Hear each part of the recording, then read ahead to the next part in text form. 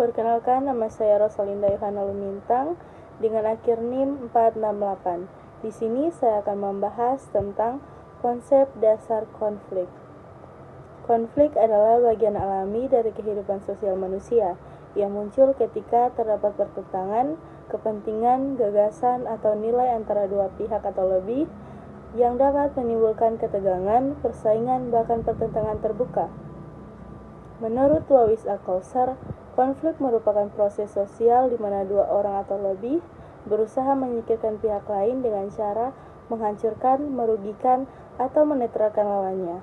Pandangan ini menekankan bahwa konflik adalah bagian tak terhindarkan dari interaksi sosial, bukan sekedar gejala negatif, melainkan juga bisa membawa perubahan sosial. Hukum secara umum dapat diartikan sebagai seperangkat norma yang mengatur tingkah laku manusia dalam masyarakat dan bersifat memaksa dengan sanksi yang tegas. Hal ini ditegaskan dalam pasal 1 ayat 3 Undang-Undang Dasar 1945 yang menyatakan bahwa Indonesia adalah negara hukum. Dalam perspektif sosiologi hukum, hukum bukan hanya sekumpulan aturan tertulis, melainkan juga sebuah social control atau kontrol sosial yang hidup dalam masyarakat. Dengan kata lain, hukum dilihat dari bagaimana ia berfungsi secara nyata dalam kehidupan sosial untuk menjaga keteraturan, mengatur interaksi, dan menyelesaikan konflik yang muncul. Selanjutnya, hubungan sosial antara konflik dan hukum. Hubungan konflik dan hukum bersifat timbal balik. Yang pertama, konflik mendorong lahirnya hukum.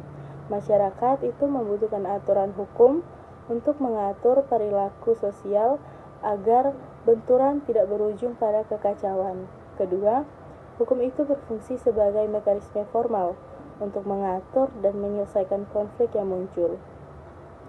Nah, tanpa hukum, konflik itu bisa berpotensi menjadi destruktif dan merusak keteraturan sosial.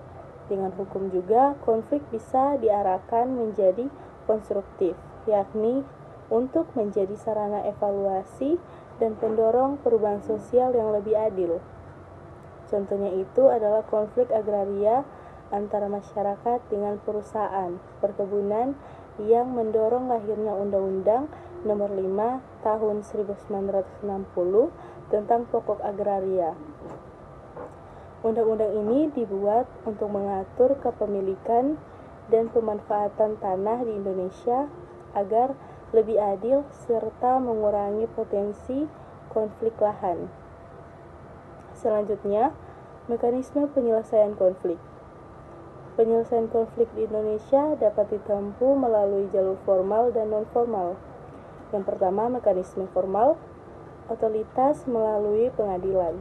Penyelesaian konflik dilakukan sesuai prosedur hukum acara pidana maupun perdata.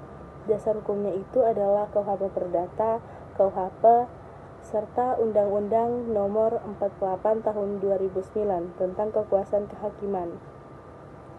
Non-litigasi atau alternatif penyelesaian sengketa, mediasi, pihak ketiga membantu mencapai kesepakatan, arbitrase, pihak ketiga netral, memberikan putusan final dan mengikat. Negosiasi, perundingan langsung antar pihak tanpa pihak ketiga. Konsilisasi, pihak ketiga mencari jalan tengah yang bisa diterima bersama. Semua ini memiliki dasar hukum pada Undang-Undang Nomor 30 Tahun 1999 tentang arbitrase dan alternatif penyelesaian sengketa. Yang kedua itu, mekanisme non-formal. Penyelesaian konflik ini dapat dilakukan melalui musyawarah, mufakat, atau komunitas, peran tokoh masyarakat, atau lembaga adat. Mekanisme ini menekankan pada nilai budaya dan kearifan lokal serta memiliki legitimasi sosial.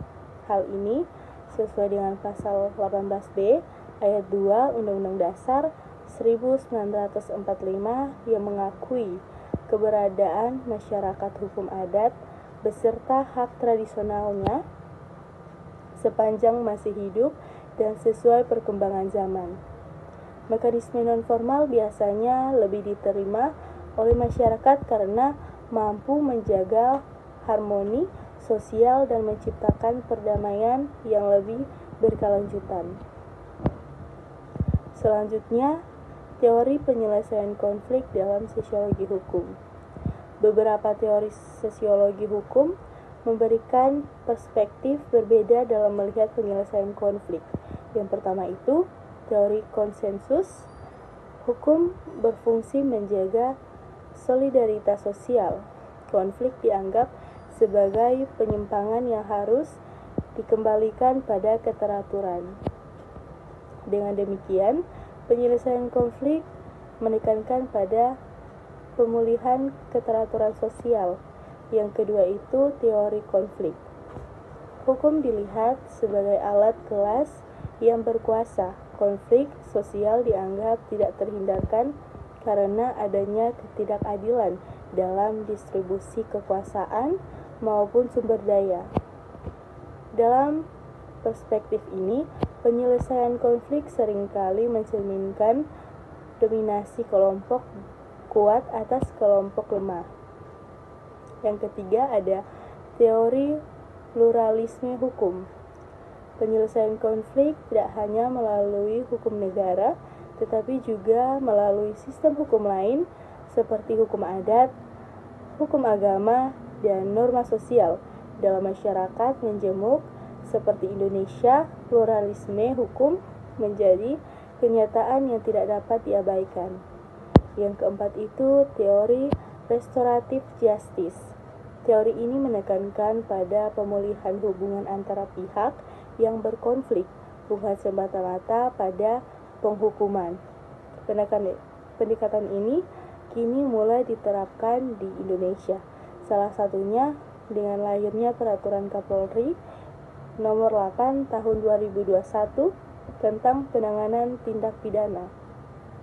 Berdasarkan keadilan restoratif justice menekankan kesepakatan damai, ganti rugi, dan pemulihan hubungan sosial.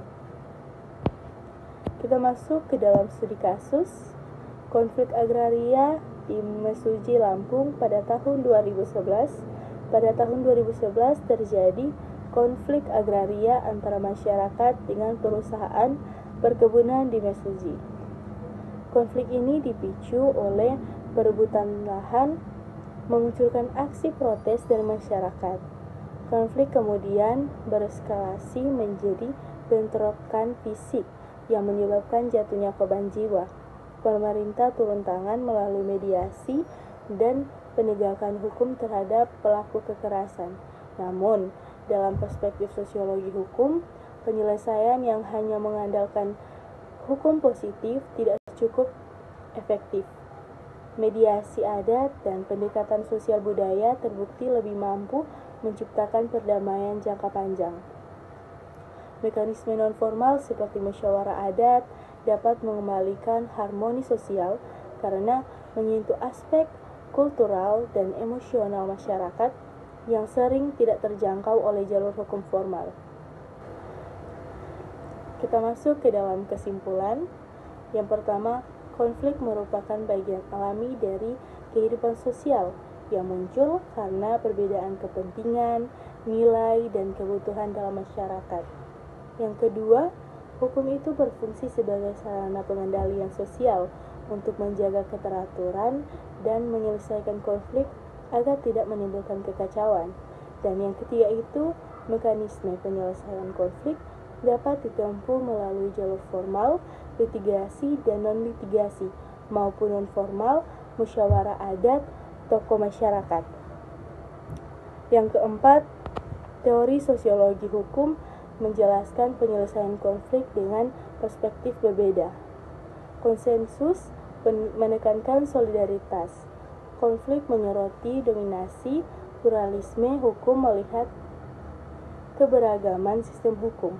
Sedangkan restoratif justice itu menekankan pemulihan hubungan.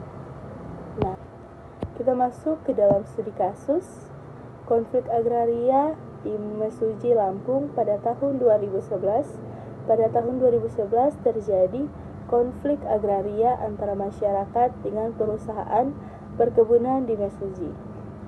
Konflik ini dipicu oleh perebutan lahan, memunculkan aksi protes dari masyarakat. Konflik kemudian bereskalasi menjadi bentrokan fisik yang menyebabkan jatuhnya korban jiwa. Pemerintah turun tangan melalui mediasi dan penegakan hukum terhadap pelaku kekerasan. Namun, dalam perspektif sosiologi hukum, penyelesaian yang hanya mengandalkan hukum positif tidak cukup efektif. Mediasi adat dan pendekatan sosial budaya terbukti lebih mampu menciptakan perdamaian jangka panjang. Mekanisme non-formal seperti musyawarah adat dapat mengembalikan harmoni sosial karena menyentuh aspek kultural dan emosional masyarakat yang sering tidak terjangkau oleh jalur hukum formal.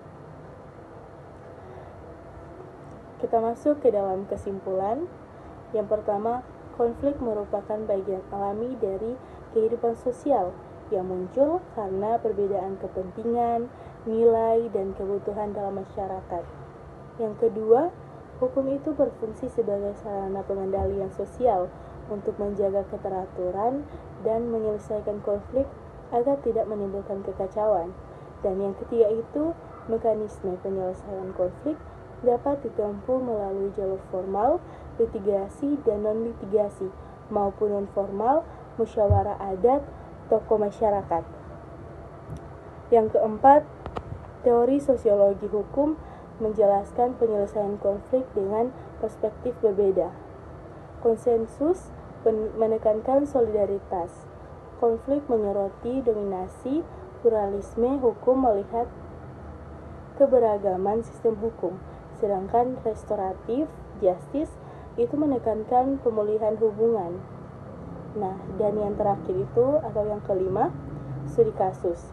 Konflik agraria di Mesuji menunjukkan bahwa hukum positif penting untuk memberikan kepastian, tetapi pendekatan sosial budaya seperti mediasi adat tetap dibutuhkan untuk menciptakan perdamaian yang berkelanjutan. Seperti itu. Terima kasih.